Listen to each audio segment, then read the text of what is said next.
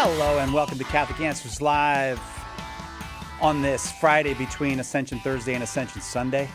So I don't know. Is this part of this? I don't know how that works. I'm not a good liturgist, but we're happy you're here with us. Thanks very much for being here with us. And you're going to be happy you're here with us too, because we got Jimmy Akin both hours. It's Ask Me Anything with Jimmy Akin, but you better dial quickly. Just two lines open right now, 888-318-7884, 888-318-7884. I paused only because we have the old phone number on the sheet. The phone number for the pledge drive is on the sheet. I almost gave out the pledge drive number, 888-318-7884. You can call and ask whatever you want, and anybody can call. It's called Catholic Answers Live, but you don't have to be Catholic to call. If you've got a question for Jimmy Akin, we would love to get you on the line. 888-318-7884. Jimmy Akin is senior apologist here at Catholic Answers, the man behind Jimmy Akin's Mysterious World and the Jimmy Akin podcast and all kinds of wonderful books, including, the Bible is a Catholic book and A Daily Defense, 365 Days plus one to becoming a better apologist. And I think tomorrow, I don't have a clear memory on this, but I think tomorrow maybe 31 years doing this job. Hello, Jimmy Akin. Hello, Cy Kellett. How you doing? I'm doing very well. 31 years tomorrow is, it will be my 31st anniversary at Catholic Answers. Congratulations, 31 years. Thank you. You are certainly I think you're the world record the world record holder for Catholic radio apologetics. I would challenge anyone to say they've been doing it longer than you have, Jimmy. But we have another anniversary today. Darren, today is his 20th anniversary. Can you believe that? Hey! He looks like a baby, and he's been here 20 years doing this. Congratulations, Darren. Yeah. And also, Darren, thank you, because the ladies in customer service got us cupcakes because it's your 20th. So thank you for that, Darren.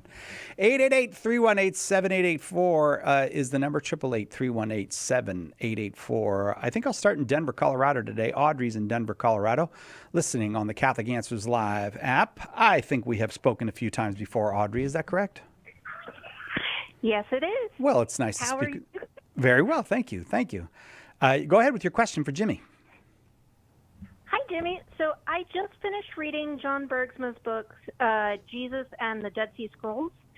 And in the chapter on the Eucharist, he mentions or proposes an alternate Holy Week chronology that possibly Jesus might have had the Last Supper on Tuesday because that lines up with the lunar Essene calendar for Passover better. I was just curious, given your interest in Bible chronology, about your opinion. Well, I'm aware of various chronologies for Holy Week, and I was a little surprised to hear you say the Essene lunar calendar, because one of the distinctives of the Essene community, at least based on the Dead Sea Scrolls, we assume that it was the Essenes who wrote the Dead Sea Scrolls, is that they were not fans of using the moon as part of their calendar to determine the dates of things. That's what they did at the temple in Jerusalem. Every month began with the new moon, and there was a procedure that they had to determine the new moon. In fact, I talked about this some in episode 365 of Jimmy Akin's Mysterious World recently, which is all about the mystery of the year and how the year works. But they would actually, at Jerusalem, they would throw big dinners for witnesses to come, young people with good eyesight, to come every month and tell the temple authorities if they'd seen the new moon. And they had tests that they would ask, trick questions that they would ask to see if the testimony was credible. And if it was, they would announce, okay, the new moon has been sighted, and so the new month begins. But what that had the effect of doing was shifting the days of the week on which various holidays were celebrated. And the Dead Sea Scrolls authors were not in favor of that. Instead, they were in favor of a calendar that was used, for example, it's described, for example, in the Book of Jubilees, where it's a 364-day calendar, and it is not tied to what the moon is doing in the sky. So you could, for example, have Passover fall on Wednesday, or the first of the month would fall on Wednesday of every single month. So I'm a little confused by that. Of course, in order to review uh, John Bergsman's proposal, I'd have to read what he wrote about it. But I am pretty confident that I would still adhere to the traditional chronology, which has Jesus being crucified on a Friday instead of a Wednesday. Sometimes people will appeal to a passage in John to cast doubt on that, and they'll say, well, the temple authorities, John says, hadn't yet eaten the Passover meal as of Friday morning. And so since Jesus had already eaten the Passover meal, he must have been using a different calendar than they did. But I think that's an erroneous inference because the authorities that tried Jesus did not know when the arrest was going to happen. And so they hung out all night waiting for it to happen, and that's why they hadn't eaten yet. What you can show from the Gospels, and I plan to do a future episode of the Jimmy Akin podcast on this, is that it really was Friday. You start with him being raised on Sunday, which is something all four Gospels say, and then you back up one day to Saturday as the Sabbath, and then you back up one more day, and that's in all four Gospels. You back up one more day in all four Gospels to what's called the Day of Preparation, which is a reference to Friday, and then you back up one more, and that's also the day of the crucifixion. And then you back up one more day to the Last Supper, and it occurred on Thursday. So I don't see good evidence for alternative chronologies. I'm happy to consider them. But after looking at this very carefully, I think the traditional chronology is the one best supported by the evidence. Okay, Audrey? Yep. Oh, dear. I may have missed. I'll go back and reread the chapter. But thank you very much for your insights as well. No Audrey, problem. Thanks. Great talking with you. And I hope we'll talk with you again soon. Here's somebody we get to talk to from time to time as well.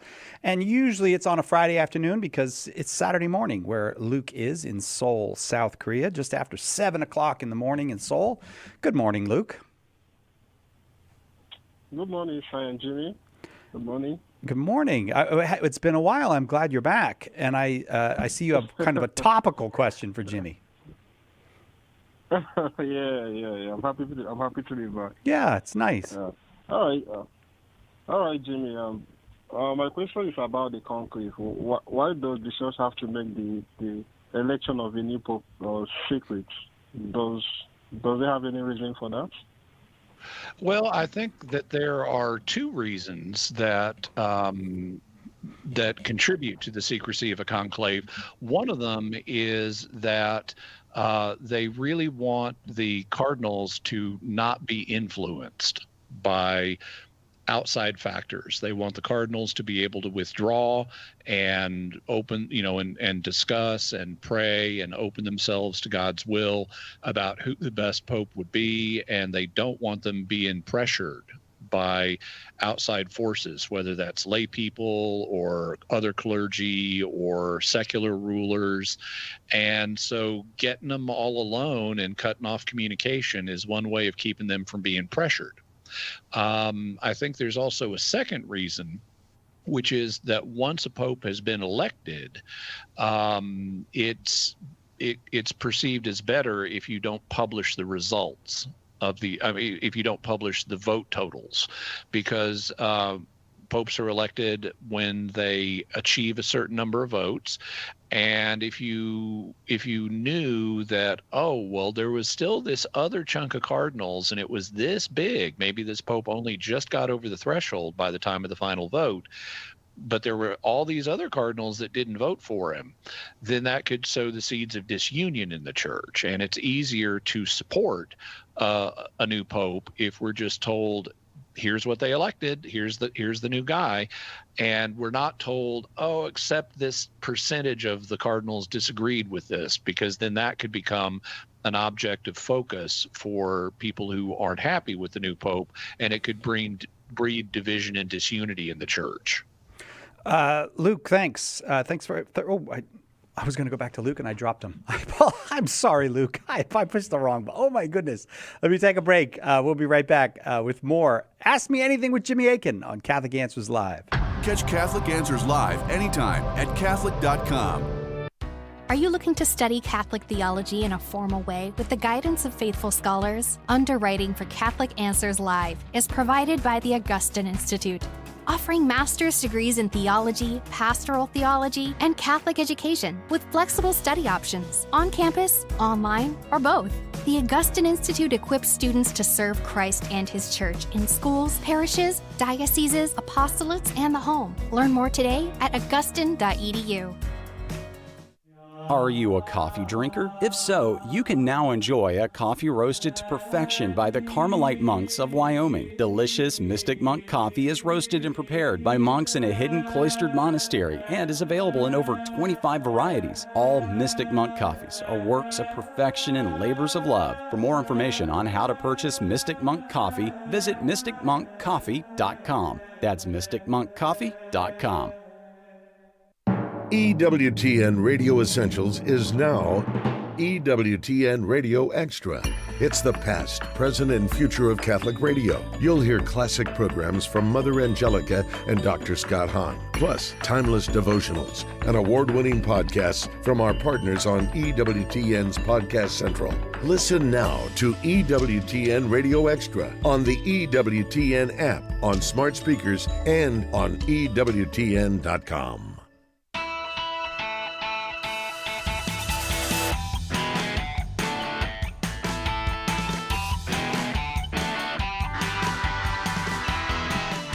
Welcome back. Catholic Answers Live. It's Friday. All kinds of good things happen on Friday. One of them is a new episode of Jimmy Akin's Mysterious World drops each Friday morning. What dropped this morning, Jimmy? Well, it's a fifth Friday, so we had a Weird Questions episode in which we answered that ultimate weird question: why is lunch meat round when bread is square? That is the ultimate. Wow. All right, so it was Weird Questions today on Jimmy Akin's Mysterious World. And don't even give a hint. Maybe people should go and listen. You know what? If you're serious about lunch meat, go listen to the episode. Find out why. Or if you're serious about bread. Yeah, right. And I actually remember the answer to that one, and it's very interesting why lunch meat ended up round and bread square. You can go to mysterious.fm. You know where to get, you probably do, anywhere where you get podcasts. Just look for Jimmy Akin's Mysterious World. Jimmy also has the Jimmy Akin podcast, and in addition to other things he does, and Mysterious World at his YouTube channel. So check it out, a whole channel devoted to one person. So what about the Jimmy Akin podcast? What we get on this week on that? This week, I did a look at something that came up in the debate I had with Bart Ehrman a few years ago, where he wanted to know, why in Matthew it sounds like Joseph's home is in Bethlehem, and why in Luke it sounds like Joseph's home is in Nazareth. And I said, well, Joseph had two homes. That's a straightforward resolution. And he said, I'd never thought of that. So I went through, in the most recent episode that came out last Monday, I went through the biblical evidence, and I showed that you don't even need Matthew. Forget Matthew. Just read Luke. And Luke by himself implies that they had homes in both places. And so this is something that not a lot of people seem to have picked up on, but I thought it would be worth just taking a walk through the text of Luke. Say, let's read it a bit at a time and see what Luke is saying.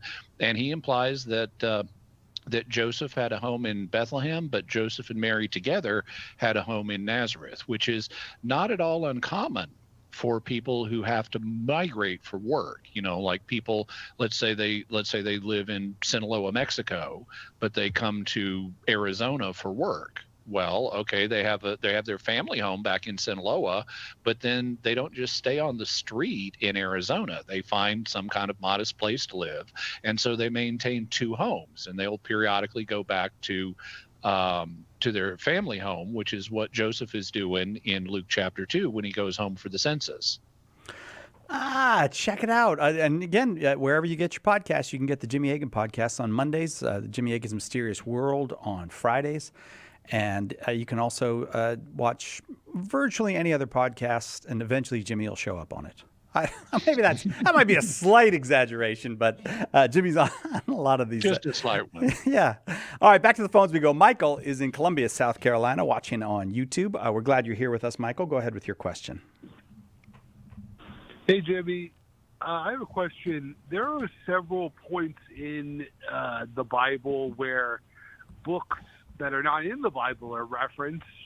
For example, at the end of First Chronicles, it references the Chronicles of Nathan and the Chronicles of Gad the seer. Are any of those texts available anywhere? Has any scholars found any of those texts? And what are we to make of Scripture referencing books that are not in Scripture? Well, so these are books that did exist at one time, and the biblical authors considered them worth mentioning because they contained information that would be valuable to the ancient audience. In terms of were they divinely inspired or not, that's a more open question. I think in some cases you can argue that they would have been divinely inspired. For example, one of the books that's mentioned is by Iddo the seer. And since he was a seer, he was a prophet. And so this would have been a book of prophecy. And the one of Nathan that you mentioned would be another example of that. The Nathan in question is the prophet Nathan, who confronted David about his adultery with Bathsheba. So I think that some of them may have been divinely inspired, but it apparently was not God's will for them to end up in the canon. And in fact, it appears that it was not God's will for them to survive to the present day. So we do not have any of these books. That has not stopped some people from trying to produce them. For example, one of the books that's mentioned in the Old Testament is called the Book of Jasher, which means the Book of the Upright. It looks like it was something like it may have been a book of kind of epic poetry or songs about things that God did for Israel. It appears to have been very early because it's mentioned in the Pentateuch in the first 5 books of the Bible. And later in Christian history, someone wrote a fake version of the Book of Jasher, but the Book of Jasher itself has been lost, and so we shouldn't look to the later fake as if it was given us, here's what the Book of Jasher actually said. Okay, Michael? Yeah, very interesting. It's fascinating to think that there is divinely inspired Scripture that, not Scripture, but divinely inspired books that we'll never know about until we meet God. The author. It's at least arguable that there are. You've done quite a bit of podcasting in the last year or so, Jimmy, on non-biblical books that are interesting to read. Yes. Right? And that's at Mysterious World that you did that? I can't remember which podcast you did it on. That's at Mysterious World? Yeah, we have a loose ongoing series within Mysterious World about what we're calling lost scriptures. Now, they're not lost today. Otherwise, I couldn't devote episodes to them. Some of them have been rediscovered by scholars, but most people don't know about them, so they're lost in that sense. And they're not scripture in the sense they're not in the Catholic Bible, but they are or were considered scripture by some people. Examples of episodes I've done in that series include the book of Jubilees, the book of Enoch, First Enoch, the Ascension of Isaiah, the life of Adam and Eve, and most recently, First Esdras. So if you Google Jimmy Akin's Mysterious World, Lost Scriptures, all that kind of stuff's going to come up. Michael, thank you. Thank you very much for the call and for the actually quite interesting question. Off to Hastings, Michigan, go now. Aaron is in Hastings, Michigan, watching on YouTube. Welcome back, Aaron. You got a question for Jimmy? Yeah, and if I asked this before, forgive me. Where do we find the idea of purgatory other than Maccabees? Well, if you were to go to Catholic.com and look up any of our many numerous online tracks about purgatory and other articles about purgatory, or Carlo Broussard's book about purgatory, or my book on the last things, my 20 Answers booklet, you would find that there are a number of passages besides Second Maccabees which Catholics have appealed to in support of the idea of purgatory. The most famous of them is 1 Corinthians 3, where St. Paul talks about how everyone's work is going to be tested by fire, and even if the man himself is saved, he may see all of his work go up in flames, which would not be a pleasant experience. And this would point to some kind of unpleasant purifying event in the afterlife. But the person is still saved, so they're still going to heaven. Paul says they're still saved. So even for the saved, something like this can happen. There are other passages, too, that people appeal to. Some of them have greater or lesser degrees of merit, in my opinion. Some people will appeal to the unforgivable sin passages, where Jesus says that a certain class of sin, it's basically where you refuse to repent and you just die unrepentant. But he says that will not be forgiven either in this life or the next. And some people will look at that and say, aha, that means some sins get forgiven in the next life. But I don't think that's a good inference, and I don't use those verses when I'm talking with folks who don't believe in purgatory, because it's not required. If you say this is not going to happen in this life or the next, it just means it's never going to happen. It doesn't mean some things in this class happen in the next life. So I don't think you can infer purgatory from that. What I tend to do is talk first principles when I'm dealing with folks who don't believe in purgatory. And I say, well, look, I think we actually agree here. It's just we may use different language and different conceptualizations for it. But if someone's a fellow Christian, they'll typically acknowledge that they're not perfect right now, and they're not likely to be perfect at the moment of their death, but they will be perfect when they're in heaven. And that means that something must happen between death and heaven that makes them perfect. And whatever that thing is, that's what Catholics call purgatory. Now, it may happen in the twinkling of an eye, which is a phrase that St. Paul sometimes uses. But the Catholic Church doesn't have any teaching about the length of purgatory. In fact, Pope Benedict XVI said you can't reckon it in earthly time. So even if it's just a momentary thing that happens super rapidly, it's still there, it's still real, and we actually agree about it. So I tend to go to first principles and then back up to look at particular biblical passages. Okay, Aaron? All right, thank you. All right, thank you. Thanks for the call, Aaron. 888-318-7884 is the number. It's Ask Me Anything. Jimmy Akin is our guest, and off to St. Louis we go now. Ryan, also watching on YouTube. Ryan, glad you're here. Go ahead with your question. Hey, good afternoon, gentlemen. Good afternoon. A tough question for Jimmy. Trying to determine which is more epic, your beard or your pipe collection. And I'm glad you. Oh, that's a quiz. That's a question we need to pose to the listeners. Like Jimmy's. Well, I would say if that's the choice, I would say it's the beard, because there are lots of guys who have pipe collections just as big as mine, but very few have beards just as big as mine. On that note, the previous caller mentioned purgatory. That was going to be my original question, so I'm going to pivot. And my wife and I were having a discussion. As you may know, I am Catholic in training, candidate for the church, and God willing, I'll be Catholic by next Easter. Yeah. So we're having a discussion. Yay. We were having a discussion when Jesus says to Peter, "You are Peter, and upon this rock I will build my church."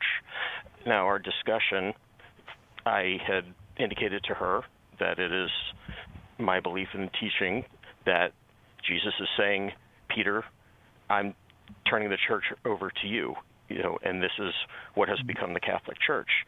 And her argument, very well thought out, is that she was saying, no, the rock, the church, is the Word of God. And so I was hoping to get some clarity, certainly so I can understand from where she's coming and what the church teaches. Thank you.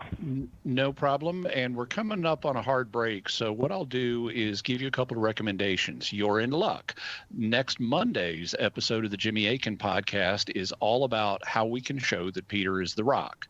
And the following Mondays is about other passages in the New Testament that also deal with what the church is founded on.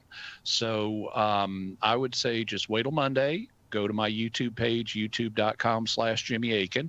The new episode of the Jimmy Akin podcast will be out, and it'll deal all with actually it was a pivotal moment in my life that led to my conversion to Catholicism, where I realized there are structural factors in the text that mandate Peter be the rock. Even though I'd always said that wasn't the case, I had to change my opinion. So check out the next 2 episodes of the Jimmy Akin podcast. And unfortunately, that brings us right to the break, kind of quick on that one, but we'll be right back with more Ask Me Anything with Jimmy Akin on Catholic Answers Live.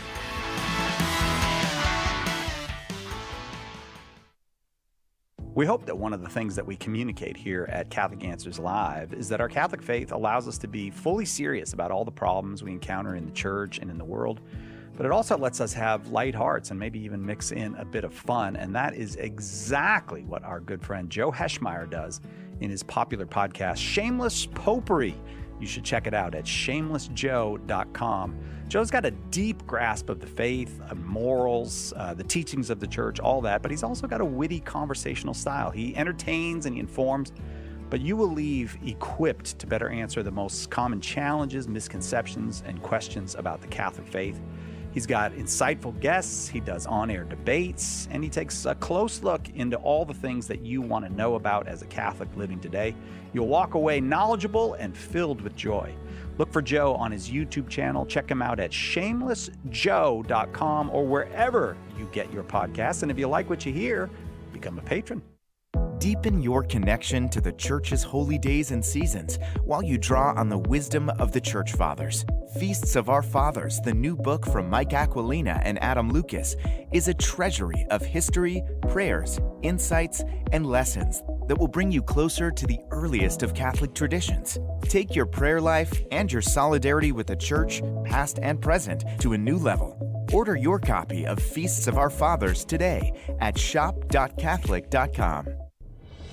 When the resurrected Jesus appeared to disciples on the road to Emmaus, they didn't recognize him until the breaking of the bread.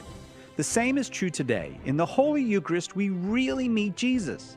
In The Eucharist is Really Jesus, author Joe Heschmeyer explains how knowing Jesus in the Eucharist is the key to understanding all of Christian faith. Order your copy of The Eucharist is Really Jesus today at shop.catholic.com or get it at a good Catholic bookstore.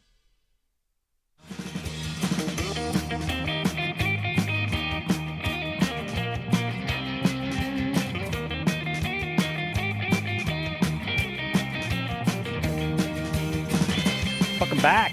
Catholic Answers Live. Jimmy Akin is our guest, and it's Ask Me Anything this hour. You can call and ask Jimmy whatever you'd like, and anybody is welcome to call 888-318-7884 if you're like, I've never called a show before, but I feel like that's fine. Give us a call. Maybe you never thought of yourself as calling a Catholic radio show before. It's all right. Everybody's welcome. If you've got a question you'd like to talk with Jimmy about, just dial that number, 888-318-7884. Might have to dial a few times because the lines stay very full when Jimmy's here, but we'd love it if you'd take the time and call, and we could have that conversation with you that you've been wanting to have. 888-318-7884. Going down to Louisiana. Prentice is in Louisiana, listening on our website, Catholic.com. Welcome, Prentice. Hi, guys. Hi. The question that I have today is, what constitutes grave matter? Because I was always under the impression with mortal sin that it was knowledge of the sin and having like full will and deliberation in committing the sin. And I found certain verses that talk about like the deadly sins and what sins we should avoid, and I just feel like that graveness there's like a gray area, like it isn't fully defined, and I just want to make sure I'm not, on the wrong side of that line. Okay, so this is a question that's answered by the Catechism of the Catholic Church, and you can look up the Catechism. If you don't have a personal copy, you can go to the Vatican's website or just type in Catechism of the Catholic Church and it'll come up. If you type in Catechism of the Catholic Church and the words grave matter, it'll probably get you a direct link to the passage you need to go to.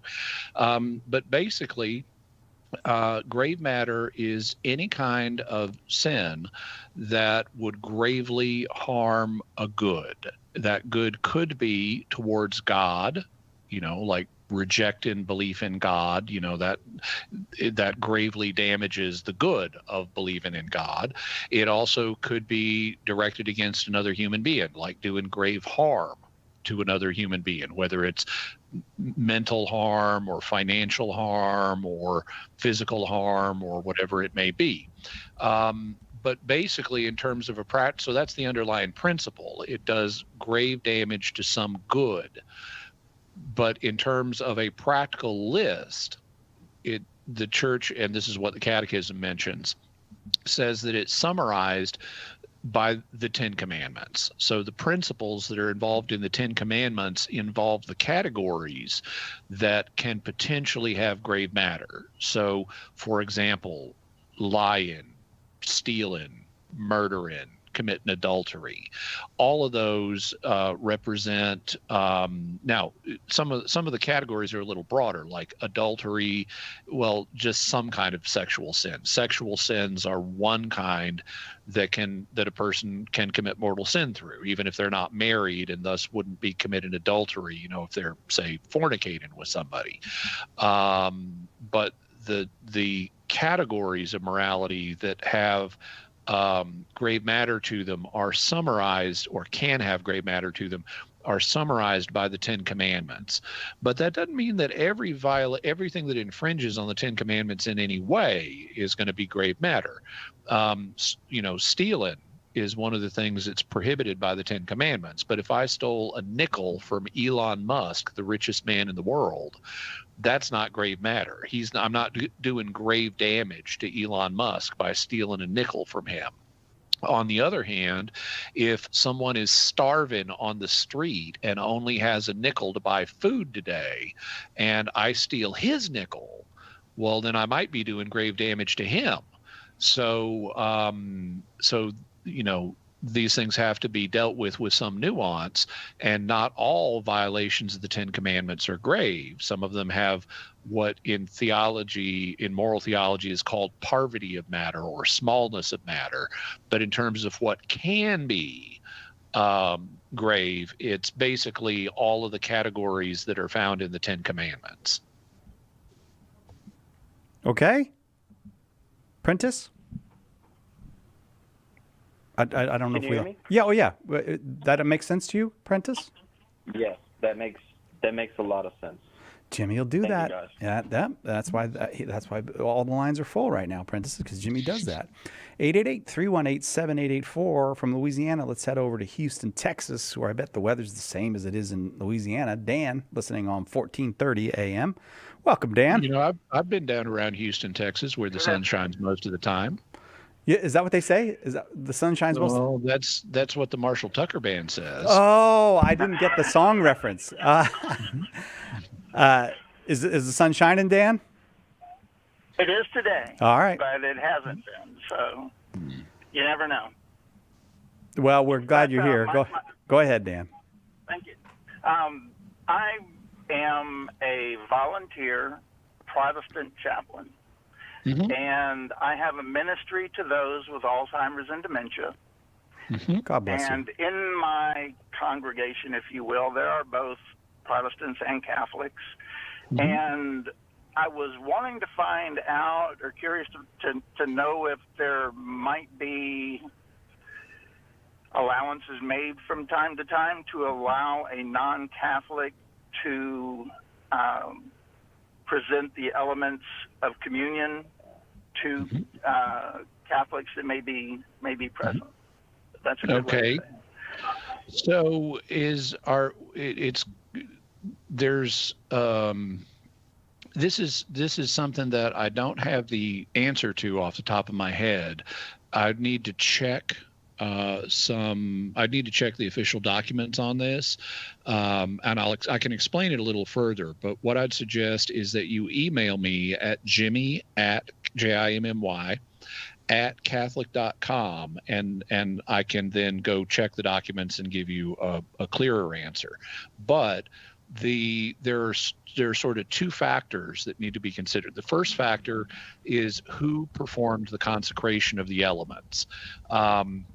If you did, being a Protestant, the Catholic Church would say that we recognize the meaning that this has for you, and we recognize that you're attempting to fulfill Christ's will, and that pleases Christ, and so forth. At the same time, as a Protestant minister, you wouldn't have the ordination necessary to confect the Eucharist the way the Catholic Church understands it, and Catholics are required to receive communion that has been consecrated in the way the Catholic Church understands it, which is typically from a Catholic minister, but it could also be like an Eastern Orthodox or an Oriental Orthodox minister. Unfortunately, not in the Protestant community, really. So if it's been validly consecrated, that clears one hurdle. But if it hadn't been validly consecrated, if it's something that that was consecrated by a Protestant minister, that could not be given to Catholics that you're ministering to. On the other hand, let's suppose it has been validly consecrated. Well, the standard procedure in that circumstance is for a Catholic, it could be a priest, could be a deacon, could be a layperson, to bring the Eucharist to those who aren't able to go to Mass to receive it. And in fact, if you go to a Catholic Mass, you'll often see at the end of the Mass, people coming up who have been commissioned to do this, and they will receive the host. Typically it's in a little container to keep the host safe called a pyx, and they will take the pyx and take it to someone in a hospital or a nursing home or whatever it may be, and they'll administer communion to them right there. So you need to somehow get the properly consecrated host from a Catholic church to where you're ministering, and if that's happening, you may as well use one of these Catholic ministers who normally does this to achieve that. On the other hand, if that wasn't practical for some reason, could you go to a Catholic church and get it and bring it to these people? That's what I need to do more research on. I would kind of suspect it's not possible, and that the people who are commissioned to do this are required to be Catholic. But I'd need to check the documentation just to verify that. But what can happen, as I mentioned, is you can get Catholics to come and bring it to the people that you're ministering to. There's no problem with that at all. I would just contact a local Catholic church and say, hey, I have these people here. They're Catholic. They're not able to receive communion otherwise. Can we arrange for someone to bring them communion? And the local parish can help you navigate that. Dan, thank you so much for the call and for the question, and God bless you in that ministry. And thank you for your ministry to these people. Yeah, what a beautiful ministry, Dan. I have to go to the break. We'll be right back with more Ask Me Anything with Jimmy Akin on Catholic Answers Live. This is Archbishop Paul Coakley of the Archdiocese of Oklahoma City, and you're listening to Catholic Answers Live. Who was the first Catholic in your family? Were they evangelized by a friend, a coworker, a stranger? Did you ever think that you could be that person that God uses to save a soul, and that soul could save their family, their grandchildren, and generations to come? At St. Paul Street Evangelization, a Catholic nonprofit, we train, equip, and mobilize Catholic disciples to do the urgent work of evangelization. Catholic Answers is supported in part by St. Paul Street Evangelization, streetevangelization.com. Hi, this is Father Mike Schmitz. Please join me for Ascension's Bible in a Year and Catechism in a Year here on EWTN Radio. We're going through the entire Bible and the Catechism in 365 days. If you've ever wanted to understand what it means to be Catholic and allow those truths to shape your life, this is for you. Bible in a Year and Catechism in a Year with Father Mike Schmitz, tonight at 10 p.m. Eastern, 7 p.m. Pacific on EWTN Radio.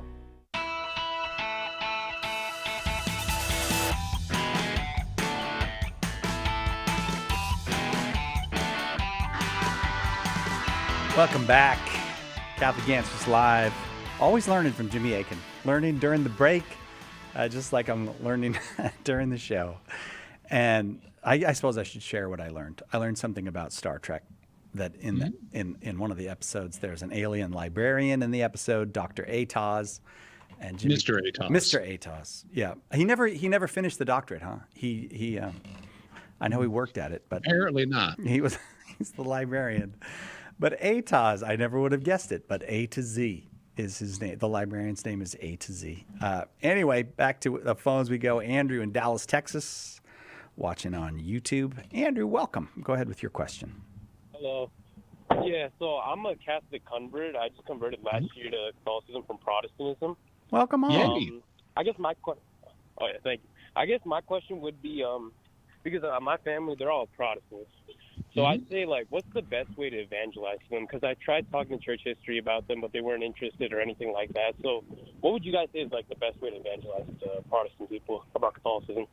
Well, there is no one best way to evangelize Protestants, because Protestants are not all the same person. And so they have different approaches work for different folks. And so you have a knowledge of your family better than I do. So you're going to know better than me. I can only give you some general principles. One of the principles is don't expect too much, because you're a fellow family member. And as Jesus said, a prophet has no honor in his own family. So if you're evangelizing your parents, what they're thinking, whether they say it or not, is, come on, I changed your diapers. Who are you to tell me about God? And similarly, if you've got brothers and sisters, they're going to be like, oh yeah, you're telling me about God, but I remember when you were mean to me as a kid and stuff like that. And so families have a tendency to discount messages from fellow family members about important stuff like religion, hence Jesus is saying. But that's not to say we shouldn't try. We should just try in a way that is sensitive to this kind of reaction. So you don't want to come on too strong. You want to be winning. You want to show them that you can be a good Catholic. You've just recently converted, and that can make a good opportunity to discuss the faith with them. But if you've already tried that and they're not responding, then I would say, well, take a different approach, back off and just focus on being a good Catholic and being a good person and showing them that you can be a good Catholic and a good person. As you see opportunities, you might think of indirect things that you do. You might say, hey, I really get a lot out of Catholic worship. Maybe you'd like to come to Mass with me sometime. Or, maybe you'd like to come to Mass just to satisfy your curiosity about what this Catholic thing is all about. Maybe if they respond to that and they show some interest, well, maybe you want to hook them up with an inquirer's class at your parish. What you're doing in this case would be encouraging to get some exposure, but you're letting other things like the liturgy or the inquirer's class teachers engage with them, so it's not so personally difficult as talking to you, because family members care about each other. Sometimes they're really mad with each other, and that ramps up the emotional stakes of the conversation. And the higher the emotional stakes are, the more people tend to dig in their heels. And so you can lower the emotional temperature if you can involve other situations that aren't direct discussions about should you be Catholic or not. So, like I said, your family members are your family members, not mine, and they'll respond to different things. One other general principle that I would mention is, if you end up in discussions about the faith with them, ask them, what are their questions they would like answered? Ask them, are there objections or concerns that they have about Catholicism? And then, do the work. to research whatever it is they're interested in knowing or whatever they're interested in hearing a response to. But asking questions of someone to figure out where they are and what they respond to, if they're even in a position where they're willing to respond, is a first step in evangelization. So that would be the general advice I'd have to give you. And I'm going to say thank you, Andrew, for the call. I'm going to the lines have continued full. I'm going to try to get everybody on this hour if I can. So we'll open up the lines for next hour, but we'll see if there's success in that. Thanks, Andrew. Ryan is in Azusa, California, watching on YouTube, and this is how the A to Z conversation started. I learned from Jimmy that Azusa stands for A to Z USA. Hi, Ryan. Hi. So I have a question. So I know that the church teaches that universalism is wrong, which is like everybody isn't going to be saved. But I also understand that it teaches about invincible ignorance, which is where if you don't fully understand God and it's not your fault, you might not go to hell because of that. And I'm just wondering because like I feel like if somebody truly understands God and the faith and stuff, they'll come to it. And if they don't, then I feel like they missed something. So what's kind of the line there where you're not like, it's not universalism, but like, how does that work? Okay, well, the first thing is that the church teaches, what it teaches is that hell is a real possibility. And so any system that would say hell is not a possibility would be inconsistent with church teaching. On the other hand, that's a separate question than how many people go to hell. And there have been Orthodox Catholic authors like Hans Urs von Balthasar, who John Paul II named a cardinal for his theological contributions, who held that even though we can't say with certainty that God ensures the salvation of all folks, that we nevertheless could hope that God ensures the salvation of all folks.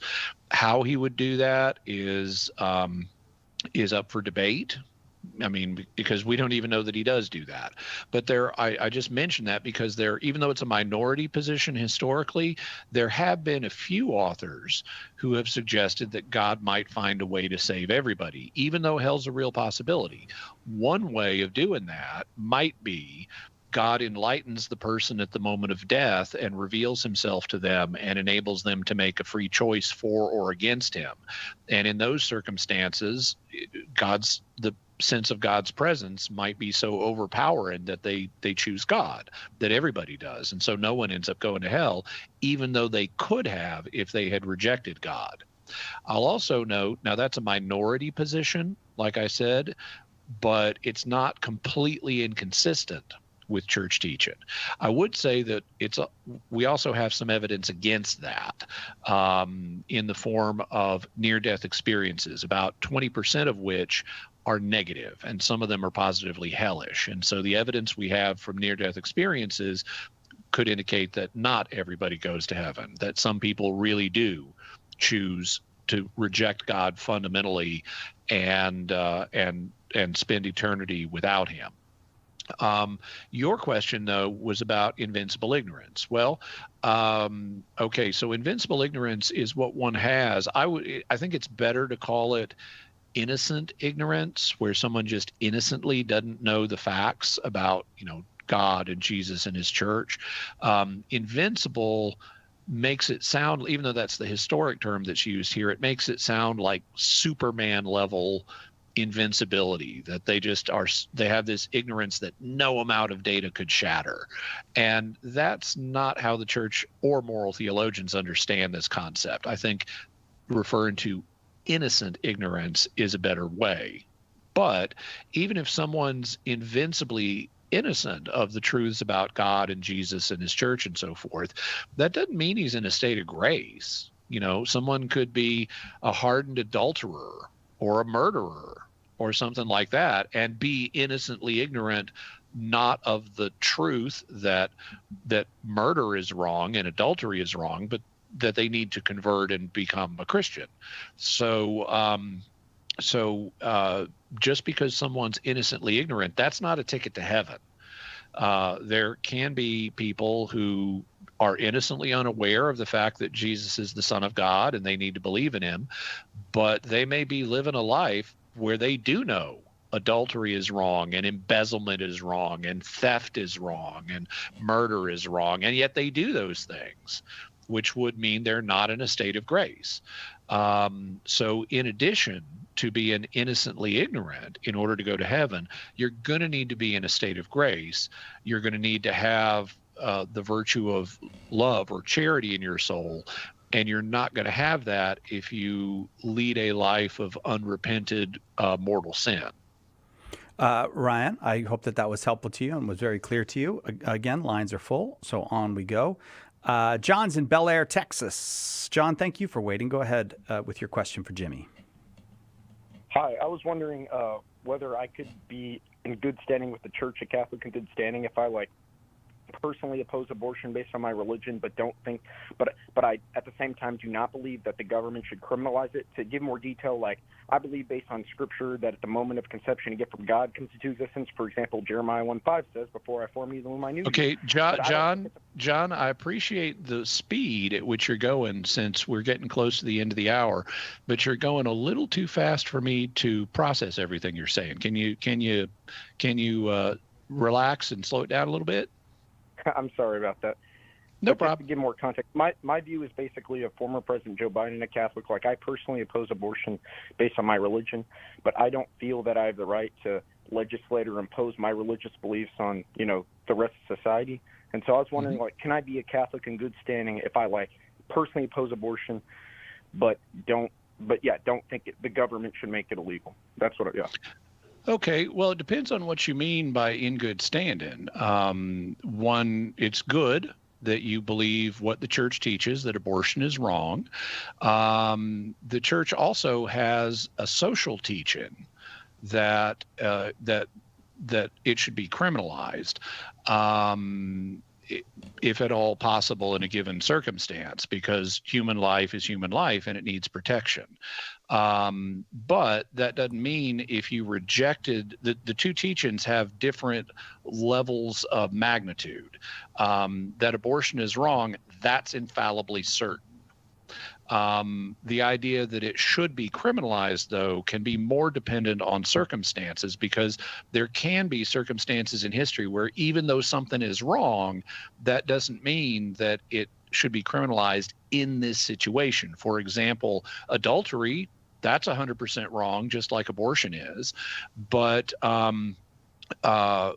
even doctors of the church, like St. Augustine and St. Thomas Aquinas, held that in their day, that lust was so prevalent that prostitution should not be criminalized.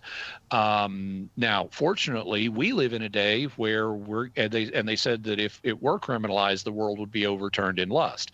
Well, we're living in a day where we're fortunate that that's not the case now. I can't speak to Augustine's day or Aquinas's day, but now prostitution has been criminalized and the world is not, going to hell in a handbasket as a result. You could hypothetically argue that the same is true of abortion, but that's a tough argument to sell, because killing somebody is different than adultery. Let me ask you a question, John. Do you think that born children should have their lives legally protected? Yes. Okay, then why would you hold that unborn children should not have their lives legally protected in our culture today? Well, because I think the belief that it's a child, that like an embryo is a child, is a religious concept. I mean, because religions have disagreed with it. Like the point at which ensoulment occurs, that's something religions have disagreed with forever.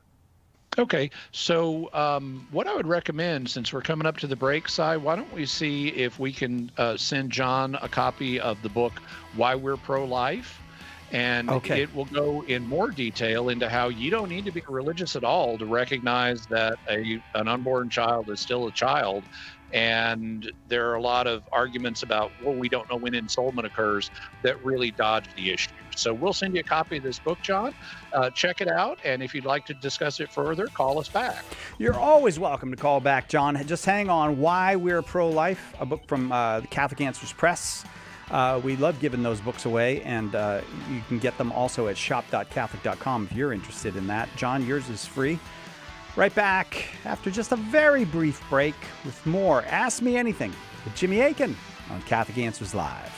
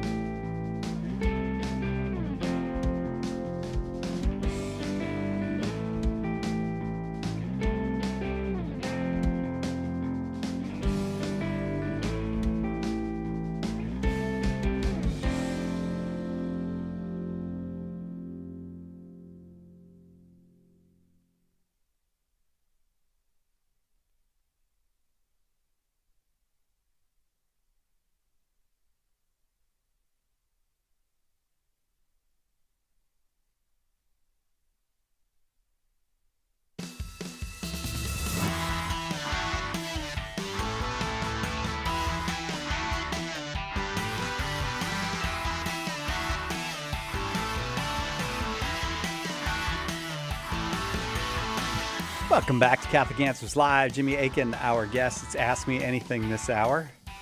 And people have been asking him anything. We've got all kinds of interesting questions. Maybe you've got a question. You're welcome to call 888-318-7884, 888-318-7884.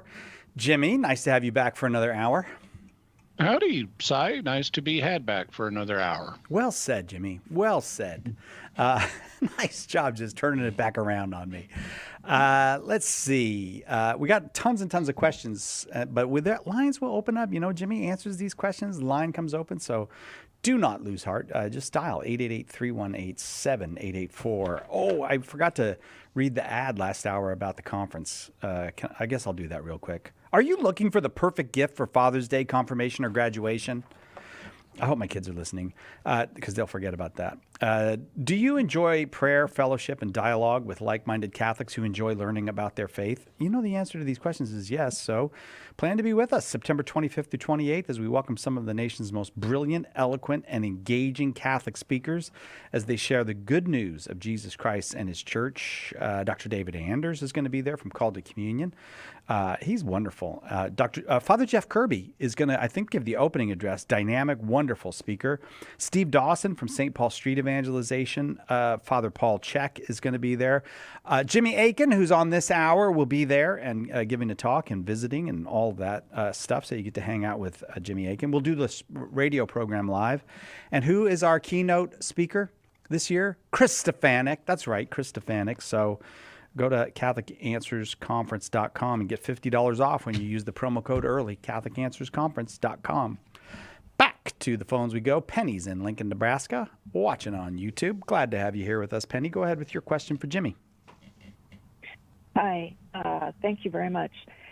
I want to go back to the discussion you had last hour when Mr. Akin mentioned that Joseph had two houses, one in Bethlehem and one in Nazareth. I know what you're going to ask. My question is, and I would even if I hadn't read the call screener. Go ahead. Okay. He's got a premonition about your question. I bet you do. If he has a house in Bethlehem, why were they looking for a place to stay? They weren't. They were staying in his house. Well, according to Catherine Emmerich, and granted, who knows whether or not that's true or not, she goes into long description of what Mary told her and Joseph searching for a place for them to stay. Yeah, well, so Anne Catherine Emmerich's writings are at best private revelation, and private revelation is not binding on the faithful. Also, Anne Catherine Emmerich's writings, unless I'm very much mistaken, have not been approved by the church as supernatural. So that raises a further question about them. There's also, they're very extensive. And one of the things about private revelation is it tends not to settle historical matters. For this is something that Pope Benedict XIV, who wrote the classic treatise on all this, talked about. Because back in his day, there was a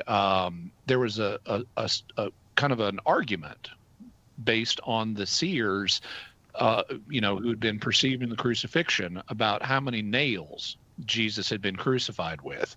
According to some seers, he was crucified with 3 nails, one in both of his 2 palms, and 1 nail through both of his feet. According to other seers, he was crucified with 4 nails, 1 in each palm and 1 in each foot. And so there was this dispute about, well, was it 3 nails or 4 nails? And people were appealing to different visionaries to try to support their case. But what Pope Benedict XIV said, and I think he was very wise in this, is, hey, don't look to private revelation for that kind of information. God is not showing you a historical videotape of what happened at the crucifixion. He's showing you something to help you grow closer to Christ. And so the message you should be taken away from private revelation is about how much Jesus loved you and suffered for you, not how many nails he was crucified with. That is a detail that will be filled in by the seer's own consciousness. And so I would say the same thing, even if Anne Catherine Emmerich's writings were genuinely supernatural, they should not be looked to give us historical particulars, but instead should be looked to give us spiritual lessons to grow closer to God. So I wouldn't put a lot of credence in them from a historical perspective, number one, because they haven't been approved as supernatural, and number two, because private revelations are not meant to teach us historical details, but are instead meant to help us grow closer to God. But everybody wants to know, whenever I mentioned that Joseph had two houses, well, why were they seeking some place to stay in Bethlehem? Why were they going to an inn? And so that's how I knew that this would be coming up. And I happened to answer that question in last Monday's episode of the Jimmy Akin podcast, because I know it comes up. And if I didn't include the answer in the episode, I knew people would ask, and I just have to make a follow-up video. So I answered this question in the video. I'll summarize it for you now, but if you go to youtube.com/Jimmy Akin, you can watch the whole thing for yourself. But basically, the question is based on an artifact of translation. What Luke says is that Mary put her firstborn child in a manger because there was no room for them in the kataluma. Kataluma is a Greek word. And in many translations in English, and I guess also for Anne Catherine Emmerich, it got translated something like inn, meaning a place where traveling people stay temporarily. And so that would imply that Joseph and Mary had to go searching around for such a place. But kataluma is not required to mean inn. In fact, there's another term that more clearly means inn that Luke also uses. And so that could suggest when he's using kataluma here, it has one of its other meanings. And that seems to be the case. What kataluma means is it's a place where people dwell. And it could refer specifically to rooms in a house that were used by people rather than animals, because back in the day, they kept the animals in the house. They didn't really have barns. So if you had animals, you'd keep them like on the lower level of the house, and everybody else would live upstairs in the upper room. And this is the same word that Luke also uses when Jesus is arranging to have the Last Supper. He says, go into Jerusalem, follow this guy with the water jug, and then when he gets to his home, say to the householder, where is the kataluma for Jesus to eat the Passover meal with his disciples?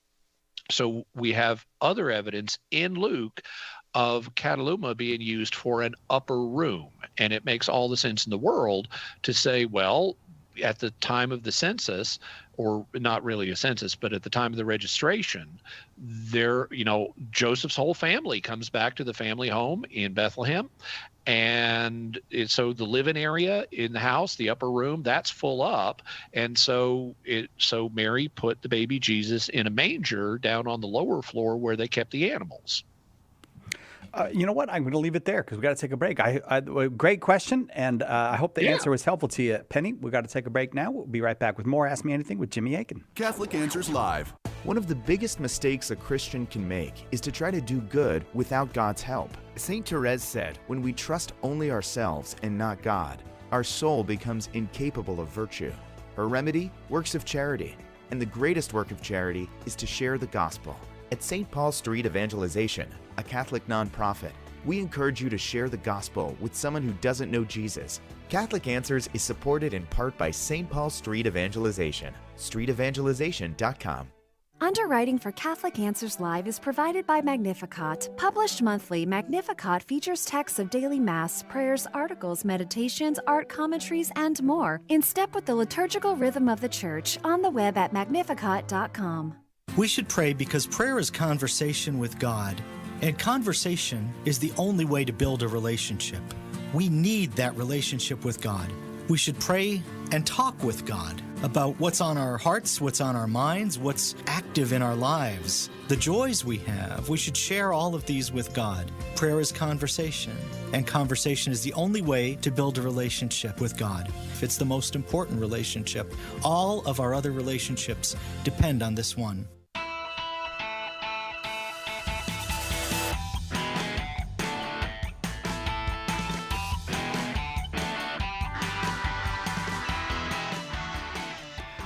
Welcome back. Catholic Answers Live. Jimmy Akin is our guest. Lots of folks on the line. But tell you what, one line open. If you've got a question and you want to call, 888-318-7884. Lynn's in Pennsylvania. Lynn, thanks for waiting. Go ahead with your question for Jimmy. Thank you. I have a question about reincarnation. My brother recently told me that the Catholic Church, when in its earliest times, did believe in reincarnation. And I didn't think that was true, but I didn't know really much background. But I wanted to ask you. Well, I can inform you that based on the historical evidence we have, you're correct. We don't have any evidence that certainly not any convincing evidence that the early church taught reincarnation. This is a claim that you sometimes hear, particularly from people who have a New Age background. But when you dig into it, the case that they make falls apart. Now, I don't know what case your brother would make for this, and he may not even have any case. It may just be something he's heard.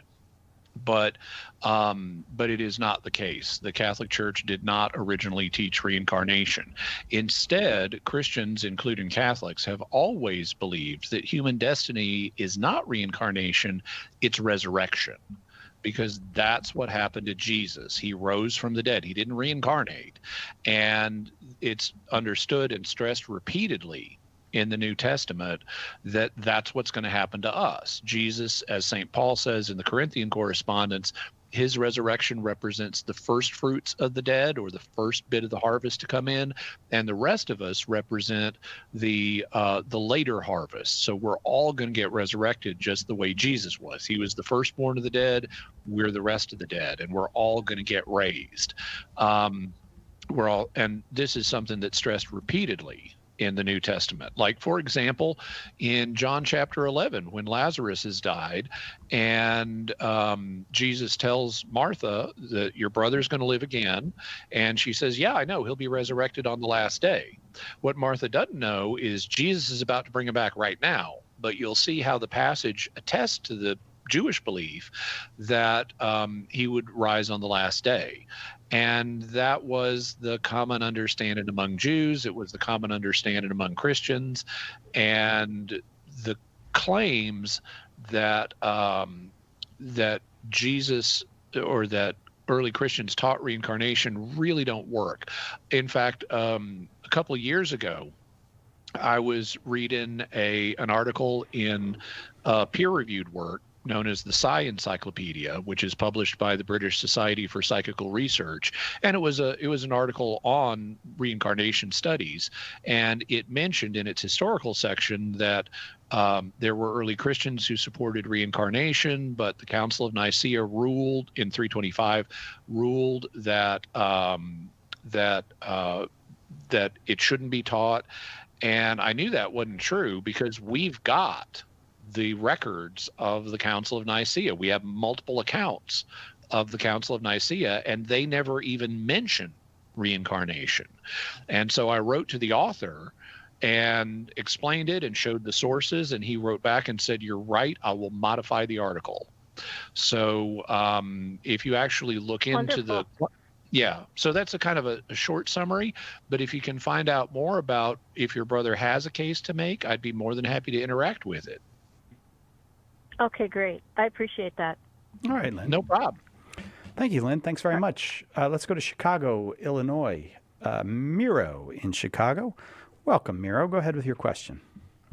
Oh, hi. Yeah, thanks. Thank you, gentlemen. And Jimmy, I was reading your 2013 Hitchhiking for God, because we're meeting tomorrow. I'm usually meeting on Saturday morning with a bunch of Protestants, and we're discussing Revelation 21, just the first few verses. So can you please expound on, like, what's the new Jerusalem, new holy city, and how does that old one passing away? How do we grasp it? How do we see it? Is it a place? Is it a state of being? If you can just summarize, like, I'll take some notes, and I really appreciate it if you can give us your insight on it. Sure, I'll be happy to if I can. Miro, I thought I heard you say you read something I wrote in 2013, and I'm afraid I don't remember right whatever it was, but I can tell you a basic. I mean, after 31 years, you've written a lot, and so I don't remember everything I've written. But I can tell you how I would understand the New Jerusalem. The New Jerusalem is presented in Scripture as an alternative to the Jerusalem that existed in the days of the apostles. And that Jerusalem, the earthly Jerusalem or the old Jerusalem, was viewed as imperfect, and it was going to pass away. And it was going to be replaced by this new reality of the New Jerusalem, or the heavenly Jerusalem, which is depicted as if it's a city that at the end of Revelation descends from heaven onto earth. And there's a bunch of really interesting imagery that Revelation uses in connection with the New Jerusalem.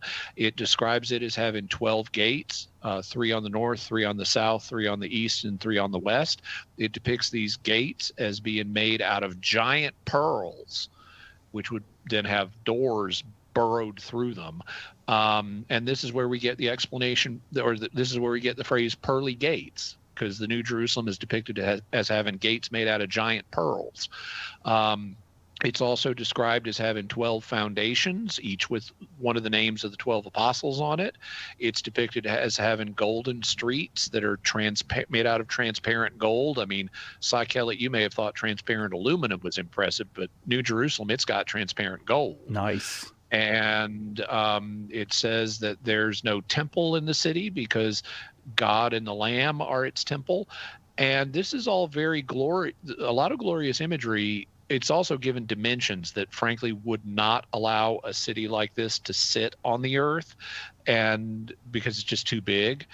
But all of this imagery, according to normal biblical interpreters, including in the Protestant community, is not meant to be literal. It's meant to give us a sense of what the afterlife will be like, and what the future age after the resurrection will be like.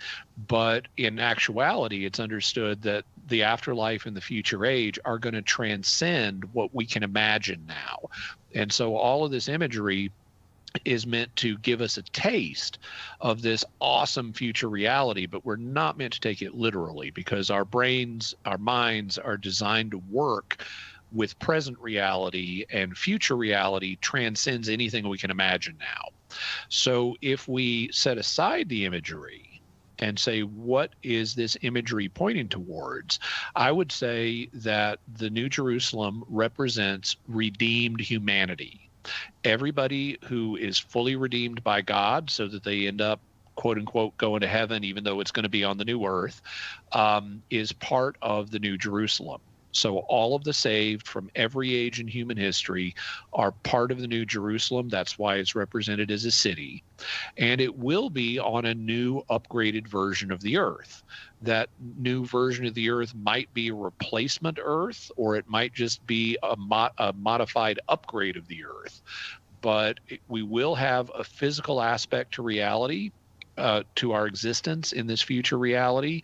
We're not going to just be disembodied ghosts. And so what the New Jerusalem is meant to signify is the community of the saved in their final state, when all suffering has been done away with and we live in glorious communion with God in Christ. Wow. Excellent. Thank you very much. That's what I need. I took some notes. I appreciate it. And we'll discuss it tomorrow with my Protestant friends. No, Thank you, no Jimmy. problem. And if you want, you can play this part of the video for them because it'll be on YouTube. Yeah, it's always there. So if you ever want to go back and check it out on YouTube, just look for Catholic Answers there, Miro. Thank you very much for the call. Going down to Dallas, Texas, Mike is watching on our website, Catholic.com in Dallas, Texas. Mike, welcome. You got a question for Jimmy? Hey, Jimmy, thank you so much for taking my question here.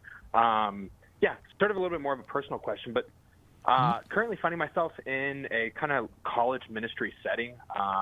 Came from a business background, but yeah, just found my way into this and want to continue working for the church in some capacity. So I've been looking at different master's degrees to potentially make that more of a reality, but just kind of struck with some other realities of just like the struggle of supporting an entire family while working for the church. I have seen it kind of sometimes work, but from what I've seen, it's like a very select few. And I know there's a lot of religious that go into teaching, and it's a lot easier to support, one person or a small community when everyone's kind of working, but supporting just one family on one income. Just wanted to ask what your thoughts were, and from what you've seen and experienced, like, is that a possibility? Can you see the laity working for the church and supporting an entire family and not being part of the select few that are, very smart and become professors and things like that? Well, you took away one of the options I was going to mention, which is teaching at an academic level, which one is, a professor and may get an income big enough to support a family. If you mean working at a local church and supporting a family on one income, that's a harder thing to pull off. It might be possible in some parishes if you're able to get a position as an administrator or as a school principal or something like that. Although, frankly, I haven't asked any of the people I know like that, does your wife work? I just haven't done that investigation. Most teachers, not all, because I do know a teacher in a Catholic high school environment that does make an income big enough to support his family, but a lot of situations it needs to be a two-income situation for the family. So I am aware that there are opportunities out there, but how common they are is something that I haven't really done the research to figure out. For sure. Okay, awesome. No, I appreciate that. And definitely open to the idea of one day becoming a professor, but getting to that, I've just heard is a very, very difficult and very rigorous, and lots of competition to get into a university to teach. That's again something I've never taught as a professor at a university, so that's something I also haven't done the research on. I would suggest talking to people who are involved in the field, and because I'm an apologist, I don't work at a parish, I don't work at a university, but talk to the people who do. Talk to some Catholic professors, talk to some people in Catholic parish work, and get a sense of what the opportunities are like, especially in your own area if you're not looking to move elsewhere. Thanks, Mike. I'm going to leave it there and try to get as many on as I can with Jimmy, but thank you very much for the call, and I hope that was helpful to you. Andy's in Long Beach, California, watching on YouTube.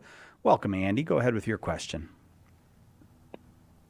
Hi there. Yes, my question is in regards to the recent debate between Joe Heschmeyer and the Protestant YouTuber Nigat.net, in which Nigat.net brought up that the ending of Mark 16, specifically verses 9 through 20, weren't originally scripture or something along those lines. And, well, that's the first that I've ever heard of that, to be honest. And I was just wondering if, where that comes from and Andy, if that holds any truth. Let's let Jimmy answer, and you get back to running from the cops. All right?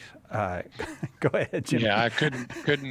The cops were getting close enough. I couldn't quite hear everything Andy said. But so the ending of Mark is debated. This is one of two. Now there are manuscript variants in both the Old and the New Testament, and in all ancient documents because they were copied by hand. Most of the time in the New Testament, the variations between manuscripts are very small, and they amount to like alternate spellings of word or alternate placement of the same word in the same sentence, which is not as big a deal as it would be in English, because Greek grammar is more flexible. So normally they're very small. They seldom amount to more than a verse or so. But there are two places in the New Testament. One is the woman caught in adultery, and the other is the last 12 verses of Mark that there's more debate about.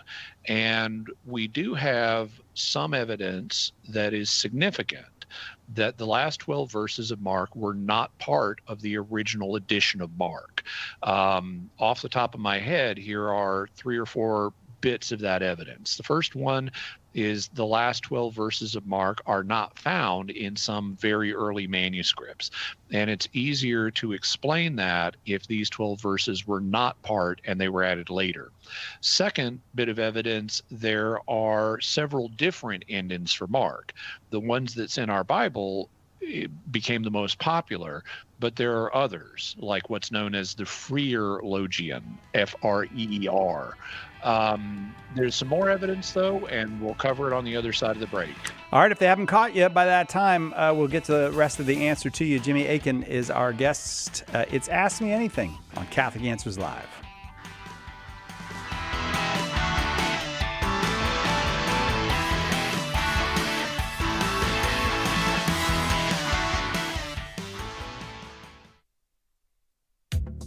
Have you ever wondered about the mysterious, even obscure aspects of the Catholic faith? Dive into the Jimmy Akin podcast, where Jimmy brings together information from many fields as he pushes the boundaries of apologetics.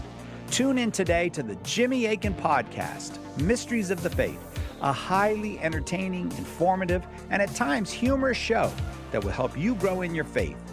Visit JimmyAkinPodcast.com today to subscribe. Lots of people have big questions about Catholicism. It needs a big book of answers, and now it's got one.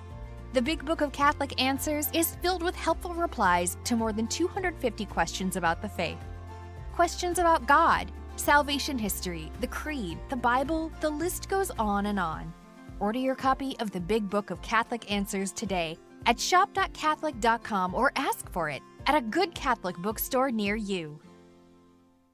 We hope that one of the things that we communicate here at Catholic Answers Live is that our Catholic faith allows us to be fully serious about all the problems we encounter in the church and in the world, but it also lets us have light hearts and maybe even mix in a bit of fun, and that is exactly what our good friend Joe Heschmeyer does in his popular podcast, Shameless Popery. You should check it out at shamelessjoe.com. Joe's got a deep grasp of the faith, morals, the teachings of the church, all that, but he's also got a witty conversational style. He entertains and he informs, but you will leave equipped to better answer the most common challenges, misconceptions, and questions about the Catholic faith.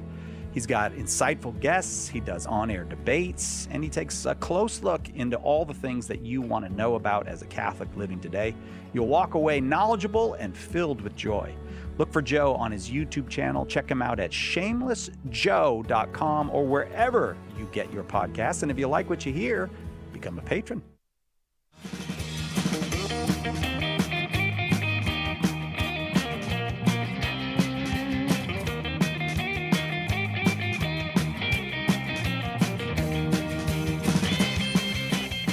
Welcome back.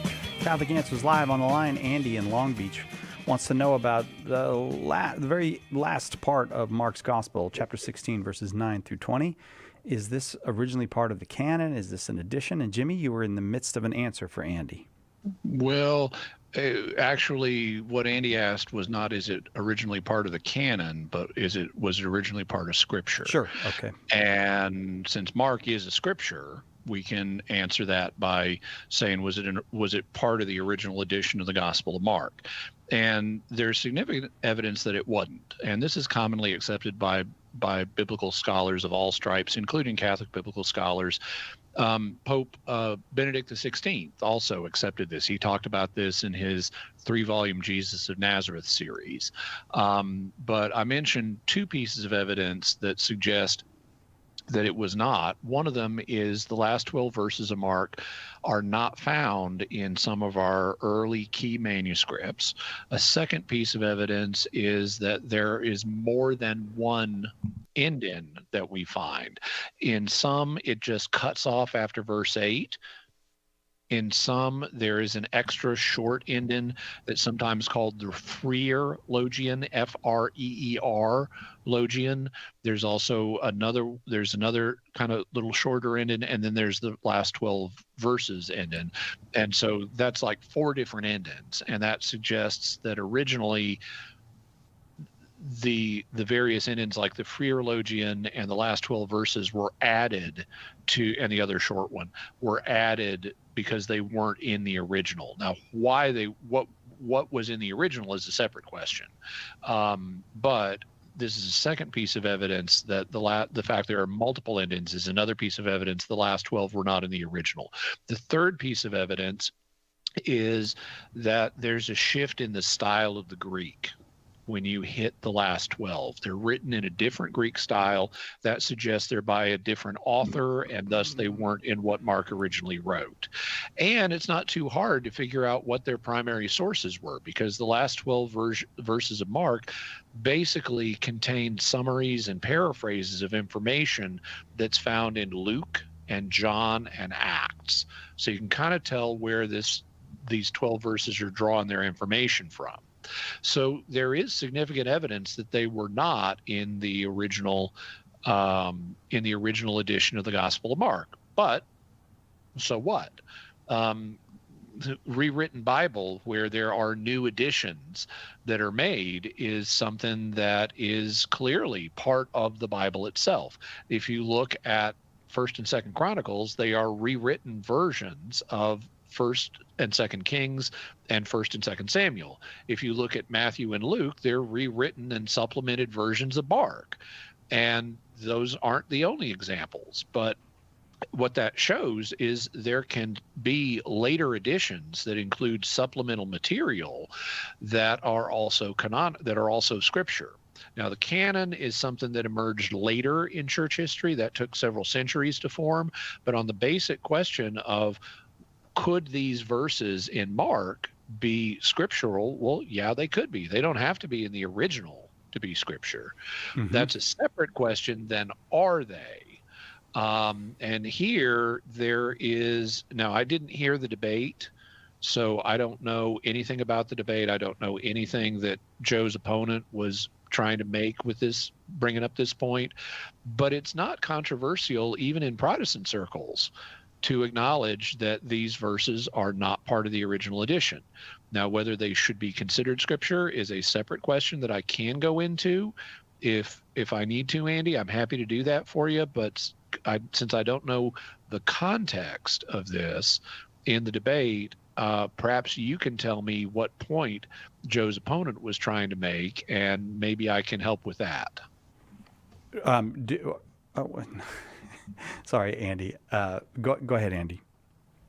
Yeah, the point he was making was that in one of the verses between 9 and 20, it records Jesus saying something along the lines of getting those who believe and are baptized are saved, or something along those lines. And the debate was over whether or not baptism saves or not. And Ryan's objection was that because these verses were not originally in Scripture, that Jesus never said these things or something like that.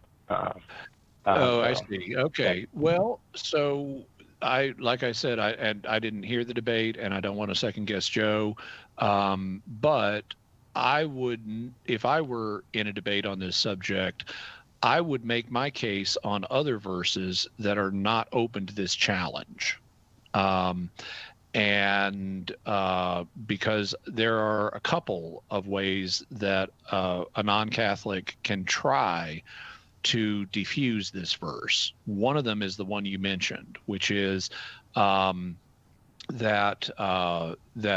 this wasn't in the original. The second is that a disbeliever in the saving power of baptism could say, but Jesus did not say the reverse. He did not say, and if you believe but don't get baptized, you won't be saved.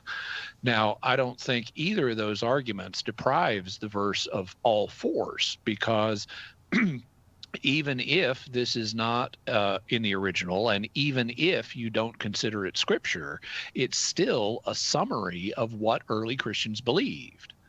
And even though we don't have the strict opposite declared, that if you believe but are not baptized, you won't be saved, this verse still very strongly is suggestive of the idea that you need to be baptized to be saved. So I think that this verse does have utility, but it has to be positioned correctly. So if I were making a case to a non-Catholic, I wouldn't go to this verse, because it will get us off into more debatable areas where people can have different opinions.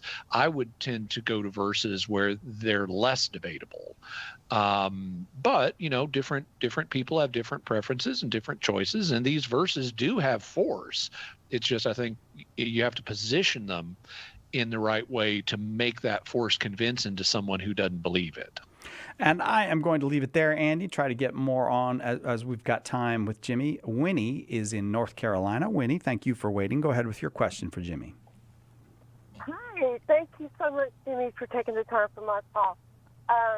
So I was having a conversation with my brother. I was telling him about a John Lennox video I had watched where he explained that the DNA genome sequence was the longest word known to man, that it's more than 3.5 billion consecutive letters. And my brother asked me, and I didn't have the answer. I thought, if anybody does, you do. If you don't, I don't know. But he asked that once, with all of the abortions and all of the IVF embryos and everything, that once all of the, similar to like a combination lock where you go through all of the different numbers, eventually you come back around and you just repeat. His question to me was, so once everyone's, all the DNA letter sequences, once it goes through, will it repeat, or will that be the end? Will that be the end? Okay, so humans have a finite number of genes that are recombined as part of the reproductive process, and how frequently, and so they could eventually repeat, but how frequently they would repeat depends on the number of them and the number of different permutations that they can, combinations that they can take. And even though I'm not a geneticist, my understanding from everything I've read about this subject indicates that the given the number of genes that humans have, they will not repeat within the lifespan of humanity. And so humans won't be here anymore by the time they would repeat. So every individual, with one exception I'll mention in just a moment, every individual is genetically unique.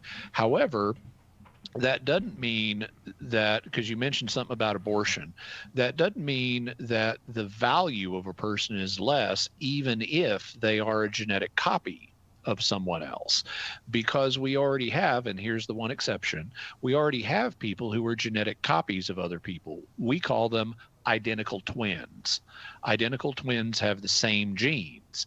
It's not that they repeated, it's that the single original twin split and we got two copies. But just because these two individuals are genetically identical, that doesn't make either one of them less valuable than the other or less valuable than a normal person. So all humans, regardless of what their genes are, have equal status before God and equal human rights. Most humans are not genetic copies of anybody, and the idea that humans would be genetic copies, that the gene patterns will repeat at some point, is not supported by science, because humanity would not live long enough for that to happen, given the number of genes we have. Winnie, I got to leave it there because I want to try to get as many on as I can with Jimmy. Michael's in Illinois watching on YouTube. Michael, go ahead with your question. Hi.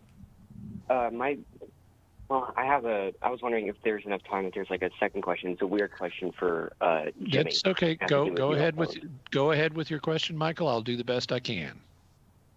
Okay. The first question is, how exactly does someone self-assess visions and apparitions they themselves experience? Is this a practical question? Yeah. Okay. Well, it is a subject that gets us into an area that's more complicated than any radio answer. So I would invite you, I'll give you a radio answer now, but I also invite you to email me at Jimmy, Jimmy, at Catholic.com, and we can talk more about it off the air. But basically, there are several things one can do to assess these visions. Now, one question I would have is, how forcefully do they present themselves? Is this like, do you see something, and does it look vivid or does it look faint? Is that a self-question? Yeah, no, that's a question. Okay.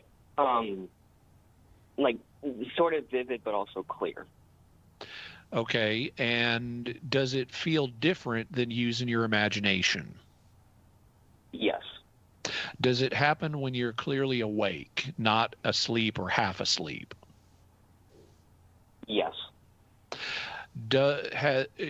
What is it that is the subject of the vision? Who appears to you? Well, it's more of a hypothetical person question, but the Virgin Mary mainly, and Jesus, okay, but also among other saints. Okay. So these are not just ghost apparitions. This is something involving the saints. There are a set of criteria that are used by the Dicastery for the Doctrine of the Faith that I talked about on Mysterious World that are used to make assessments of experiences like this. Let me get you the episode numbers. It's episodes 321 and 322. So you can go to mysterious.fm/321 and mysterious.fm/322 and hear all about the norms that the Dicastery for the Doctrine of the Faith uses in evaluating these things. One additional norm, which they don't mention, but that I view as important to the question of would a vision like this be genuinely supernatural or just otherwise harmless, is, are you given veridical information? Veridical information is something that you couldn't know through any natural means, and that goes beyond random chance, and that happens anyway. So if the Virgin Mary is appearing to you like she did at Fatima, and she says, I'm going to perform a miracle on this day and many people will see it, and then the miracle happens, well, okay, that's something the seers could not have known naturally.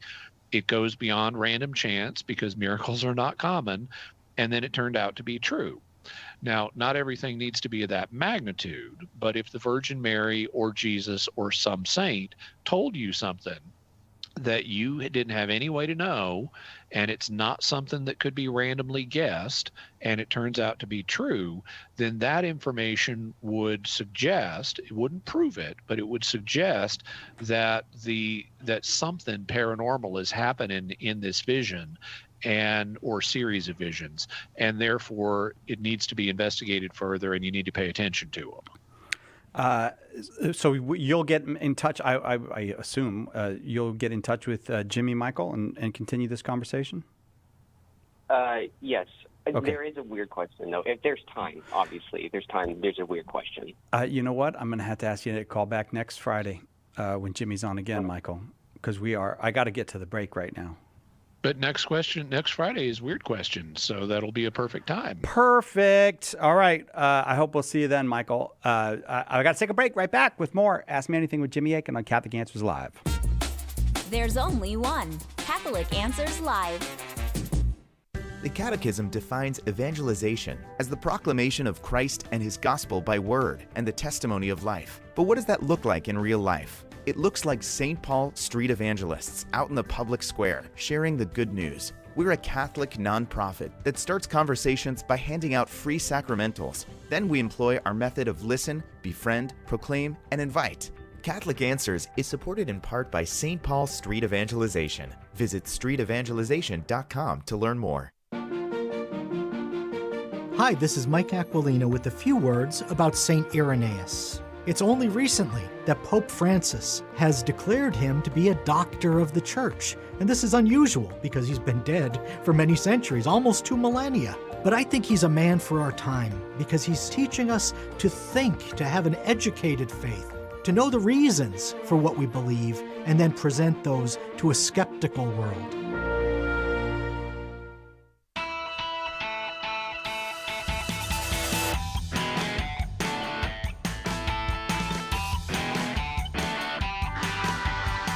Welcome back to Catholic Answers Live.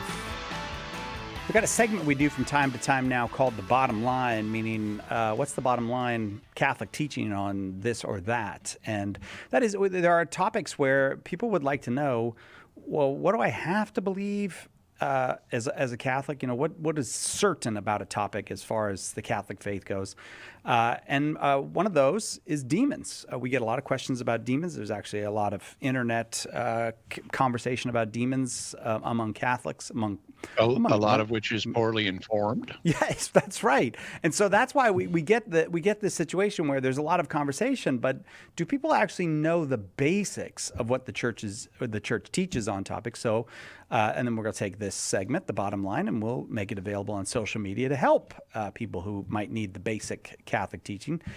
Jimmy, so thank you very much for taking the time to talk with me about demons before we go this afternoon. And I'll just point out, this was your idea. Yeah, this is our idea. We in the studios department, and we chose the topic as well. So I don't know if you would have preferred a different topic, but fine. We did want to get some clarity on demons, and the first thing I would like to ask you. I would say you used two different concepts at the beginning of this segment. One of them was what does the church teach, and the other is what is certain. And I would take what is certain to mean what's infallible, and not all church teaching is infallible. That's a good point.